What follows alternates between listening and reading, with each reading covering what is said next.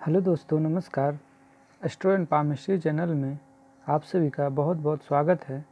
आज हम इस हथेली पर विश्लेषण करेंगे और इस हथेली पर चर्चा करते हुए इनकी रेखाओं पर चर्चा करेंगे। तो चलिए शुरू करते हैं। अगर आप इनकी हथेली को देखते हैं तो ये दार्शनिक हथेली है। ऐसे व्यक्ति सौंदर्य प्रेमी होते हैं। ऐसे व्यक्ति कला के प्रेमी होते हैं। कलाकार के हाथों में अगर आप देखेंगे तो हथेलियाँ आपको इसी प्रकार से दिखाई पड़ेगी। तो चलिए शुरू करते हैं। अगर हम इनकी हृदय रेखा को देखेंगे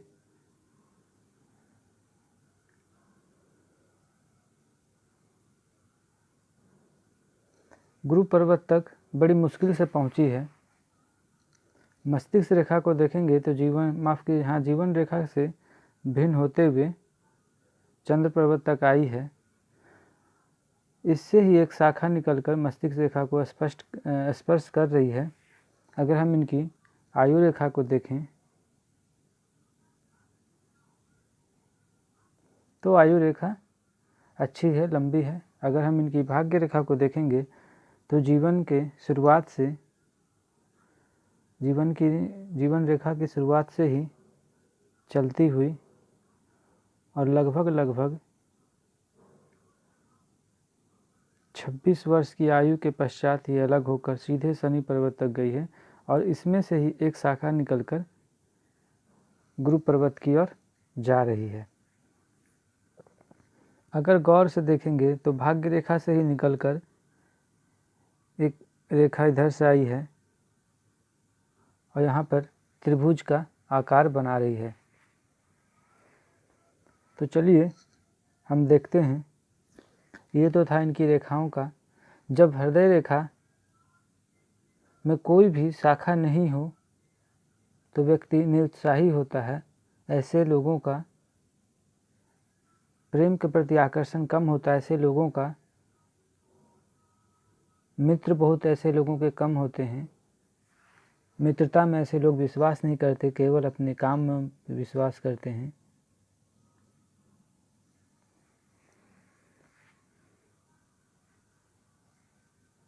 हस्तरेखा में एक बात ऐसी है कि कोई भी हथेली में एक लक्षण को देखकर फल कथन नहीं किया जा सकता है। कुछ लोगों को ऐसा लगता होगा कि मेरी हथेली में ये योग है किंतु इस योग का फल मुझे नहीं मिल रहा है। तो बात ऐसा है कि कोई भी एक लक्षण को देखकर या एक चिन्ह को देखकर हम कोई भी फल कथन नहीं कह सकते। इसके लिए दूसरी हथेली की रेखाओं को भी देखना पड़ता है, पर्वतों के आकार को देखना पड़ता है, हथेली की रंगत को देखना पड़ता है, हथेली के आकार को देखना पड़ता है। उसके बाद ही फल कथन किया जाता है। तो जब मस्तिष्क रेखा आयु रेखा से भिन्न हो तो व्यक्ति स्वतंत्र विचार के होते हैं। ऐसे व्यक्ति मस्तिष्क से ज़्यादा अपने मन की बात को सुनते हैं, मन की करते हैं, स्वतंत्र विचार के होते हैं। आयु रेखा देखेंगे इनकी हथेली में सामान्य है, कोई परेशानी नहीं है। हाँ, मंगल क्षेत्र से उठकर कई रेखाएं राहु क्षेत्र की ओर जा रही है। इस जीवन काल में, इस उम्र में व्यक्ति को परेशानी अवश्य होती है, शारीरिक परेशानी जरूर होती है। तो ये हम देख सकते हैं इनके जीवन में ये मुख्य 3 रेखाएं आपको गहरी गहरी दिखाई पड़ेगी। एक 16वें वर्ष में, एक 24 और ये एक लगभग 31 वर्ष के आसपास। इनकी हथेली में एक रेखा बहुत ही सुंदर आपको दिखाई पड़ेगी, वो है सूर्य रेखा। भले टूटती फूटती ही क्यों ना हो, किंतु बड़ी लंबी आकार होते हुए भाग्य रेखा के से स्पर्श कर गई है। तो जब इस प्रकार की हाथों में सूर्य रेखा हो तो व्यक्ति निश्चित ही विख्यात होता है, लोग उन्हें सम्मान करते हैं, व्यक्ति प्रसिद्धि पाता है, प्रसिद्धि प्राप्त होता है, पद पाता है, और ये भी अपने क्षेत्र में प्रतिष्ठित हैं, लोग इन्हें काफ़ी सम्मान करते हैं, आदर देते हैं। अगर हम इनकी पर्वतों को देखें तो गुरु पूर्ण बलवान, शनि थोड़े अविकसित हैं।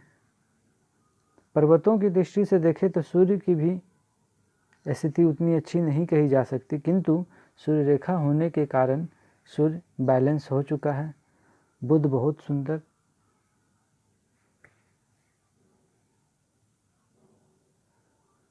मंगल जरा नीच के हैं,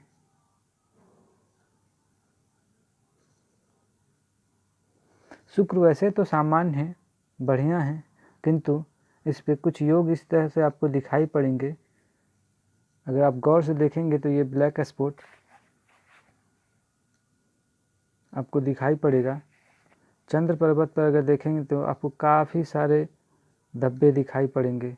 ये गौर से अगर देखेंगे तो आपको काफ़ी सारे ब्लैक स्पॉट दिखाई पड़ेंगे।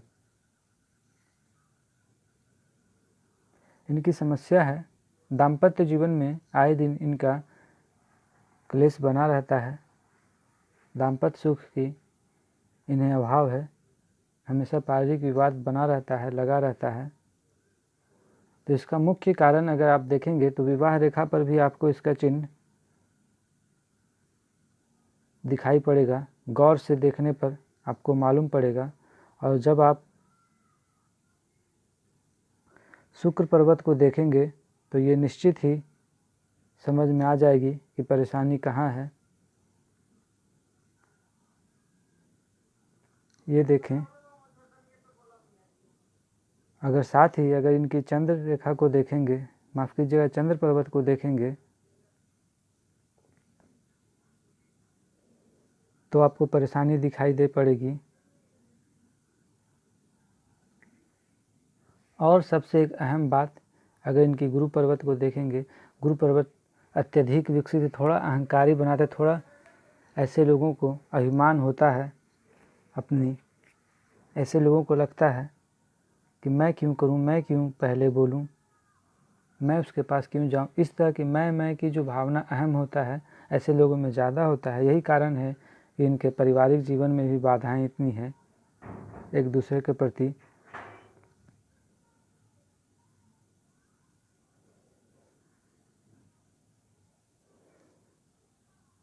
मुख्य इनका प्रश्न यही था कि मेरे दाम्पत्य जीवन में इतनी परेशानी क्यों है। तो परेशानी तो हमने बता दिया, उपाय हालांकि हमने बता दिया है और ये कर भी रहे हैं। दाम्पत्य जीवन में दोनों पार्टनर का हथेली देखना आवश्यक होता है। हालांकि इनके पार्टनर की हथेली में बहुत ही शुभ योग, गुरु बहुत ही उच्च के हैं, अच्छी स्थिति में हैं, शुक्र भी अच्छे फल दे रहे हैं। तो समस्या इनकी हथेली में ही है और कोई विशेष समस्या नहीं है। हाँ, थोड़ा अहम आ जाता है बीच में, ये चंद्र को देखेंगे, शुक्र और ये गुरु, तो थोड़ा अहंकार के कारण इनके जीवन में परेशानी बनी हुई है। थोड़े से अपने आप में लाइफ स्टाइल में बदलाव करके, अपनी वाणी पर संयम रखकर अपनी पारिवारिक स्थिति को, कलेश को दूर किया जा सकता है और सुख में बनाया जा सकता है। अगर आप इनकी मणिबंध को देखेंगे, माफ़ कीजिएगा केतु क्षेत्र को देखेंगे, तो यहाँ पर भी त्रिकोण का निशान अभी पूर्णता तो नहीं, किंतु हाँ बनना शुरू हो गया है।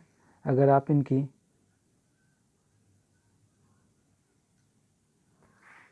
आयु रेखा को देखेंगे तो यहाँ से आपको द्विशाखी नज़र आएगी। तो ऐसा कह सकते हैं कि इस उम्र में आने के पश्चात व्यक्ति में ऊर्जा की कमी आ जाएगी, शारीरिक रूप से कमज़ोर हो जाएंगे और हो सकता है कि रोग भी इन्हें परेशानी करे। तो जीवन के इस क्षण में आने के बाद, इस उम्र में आने के पश्चात इन्हें शारीरिक रूप से कष्ट हो सकता है। अगर इनकी हथेली को गौर से देखा जाए तो राहु क्षेत्र पर एक आपको गुणक का चिन्ह दिखाई पड़ेगा जो कि भाग्य रेखा को सीधे काट रही है। तो ये एक दुर्भाग्य का निशानी है। अगर राहु क्षेत्र में इस तरह का गुणक का चिन्ह बना हुआ हो और इस स्थान पर बना है तो ये लगभग 42 वर्ष की आयु को दर्शाता है। तो हम ऐसा कह सकते हैं कि 42वें वर्ष में इन्हें आर्थिक परेशानी हो सकती है, भाग्य में रुकावट, कार्य क्षेत्र में परेशानी ऐसे लोगों को दिखाई पड़ती है, हो सकती है।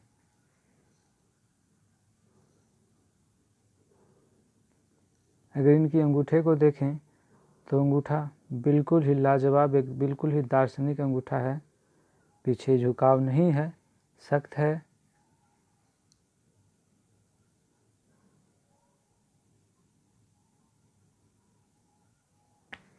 पहला पुरवा दूसरे पुरवे से छोटा है।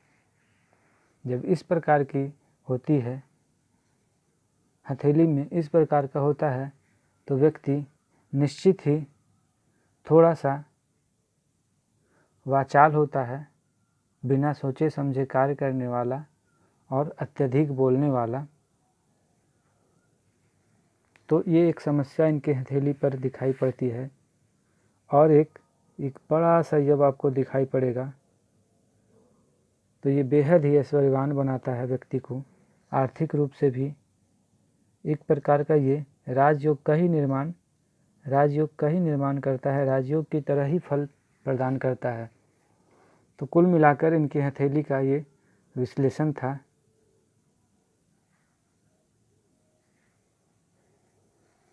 हम फिर मिलेंगे किसी अगली वीडियो में। तब तक के लिए नमस्कार। अगर वीडियो पसंद आया हो तो चैनल को लाइक करें, सब्सक्राइब करें। धन्यवाद।